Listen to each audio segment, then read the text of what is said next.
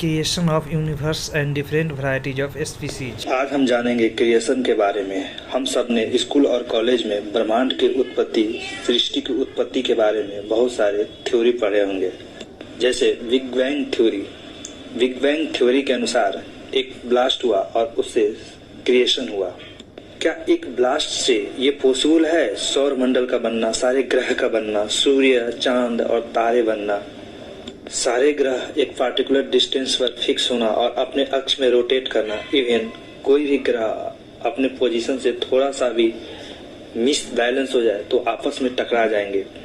क्या ये automatic possible है? सूर्य का मॉर्निंग में उदय होना, इवनिंग में अर्थ होना, रात में चंद्रमा का उदय होना, ये ऑटोमेटिक पॉसिबल है? आइए हम इसके बारे में जानते हैं। क्रिएशन के बारे में शास्त्रों में स्टेप बाय स्टेप बताए हुए हैं। आइए हम जानते हैं वैदिक पॉइंट ऑफ व्यू क्या है क्रिएशन के रिगार्डिंग। वैदिक शास्त्रों के अंदर संसार की कैसे उत्पत्ति हुई है, इसको बहुत सुंदर ढंग से समझाया गया है। ये जो भौतिक संसार है, ये 24 एलिमेंट से मिलकर बनी हुई है। 24 तत्व, इन 24 तत्वों को आपस में कंबाइन होने पर इस भौतिक ब्रह्मांड की उत्पत्ति हुई है। जैसे पंच महाभूत, पृथ्वी, अग्नि, वायु, जल और आकाश, earth, water, fire, air and ether. इसके बाद आता है 5 ज्ञानेंद्रिया, जिससे हम इनपुट लेते हैं। आँख, कान, नाक, जीभ और त्वचा, eye, nose, ear, mouth and skin. इसके बाद है 5 कर्मेंद्रिया और 5 कर्म इंद्रिया, जैसे हैंड, हाथ, लेग, पैर, माउथ, मुंह, रेक्टम एंड जेनिटल, गुप्तांग। और 5 सटल एलिमेंट है जो ज्ञान इंद्रियों के द्वारा समझा जाता है, जैसे साइट्स, स्मेल, साउंड, टेस्ट और टच। ये टोटल 20 तत्व हो गए। और 21वां होता है, 22वां और 23वां माइंड, इंटेलिजेंस और फॉल्स ईगो, मन, बुद्धि और अहंकार। जो लास्ट है 24वां एलिमेंट है, वो है प्रकृति के 3 गुण, modes of material nature, like सतोगुण, तमोगुण और रजोगुण। ये 24 एलिमेंट जब निष्क्रिय अवस्था में विद्यमान होते हैं, इन 24 एलिमेंट को शास्त्रों के अनुसार एक साथ यदि बोले तो प्रधान बोलते हैं या महत्व तत्व। 24 एलिमेंट आपस में ऑटोमेटिक कंबाइन नहीं होते। शास्त्र बताते हैं कि जब भगवान महाविष्णु या कर्मदशाई विष्णु की दृष्टिपात पड़ती है, तो ये 24 एलिमेंट प्रकृति के तीनों गुणों से मिलकर टाइम के इन्फ्लुएंस में आपस में कंबाइन होते हैं और भगवान के दृष्टिपात से जो जीव हैं वो इनके अंदर प्रवेश करते हैं और टाइम के इन्फ्लुएंस में डिफरेंट वैरायटी ऑफ स्पीसीज को जन्म देते हैं। 24 एक स्त्री अपने आप बच्चे को जन्म नहीं देती जब तक कि एक पुरुष के संपर्क में न आए।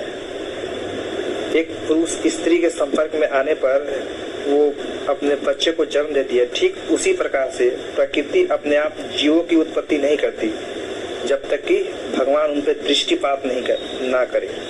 इसलिए शास्त्रों में बताते हैं, इवन भगवत गीता में भगवान श्री कृष्ण अर्जुन को बताते हैं, सर्वयोनिषु कौन्तेय, मतलब जितने भी वैरायटीज ऑफ स्पीसीज हैं वो मेरे द्वारा पॉसिबल है।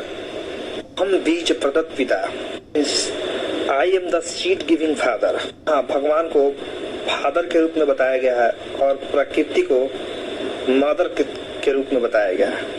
इस तरह से काल के प्रभाव में आकर जो प्रकृति है वो वैरायटीज ऑफ स्पीसीज देती है, लाइक 84 लाख स्पीसीज है। तो शास्त्रों में एक्सप्लेन किया हुआ है 84 लाख स्पीसीज। ऐसा नहीं है कि लोग क्वेश्चन पूछते हैं कि पहले मुर्गी आई या पहले अंडा आया।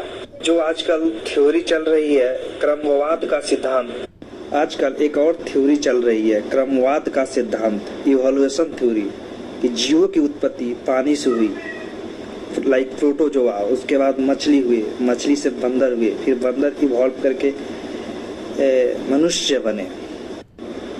ऐसा नहीं है 84 लाख स्पीसीज एक साथ बनी। ये थ्योरी ठीक उसी प्रकार से है जैसे एक पेंटिंग है और किसी ने पूछा ये पेंटिंग कैसे बनी, तो उसका रिप्लाई आया कि मैंने 10-15 कलर रखे हुए थे, कुछ समय बाद ये ऑटोमेटिक पेंटिंग बन गया।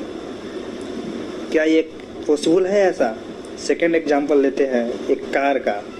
ये एक नई कार है और किसी ने पूछा कि ये कार कैसे बनी, तो उसका रिप्लाई आया कि मेरे दादाजी के दादाजी ने इस कार के सारे पार्ट्स रखे हुए थे और मेरे टाइम आते आते ये कार ऑटोमेटिक इवॉल्व होके न्यू कार बन गया।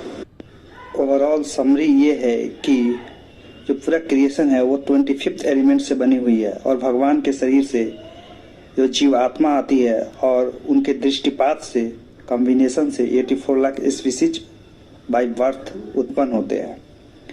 ये कोई इवोल्यूशन थ्योरी और बिग बैंग थ्योरी से ये क्रिएशन नहीं हुआ।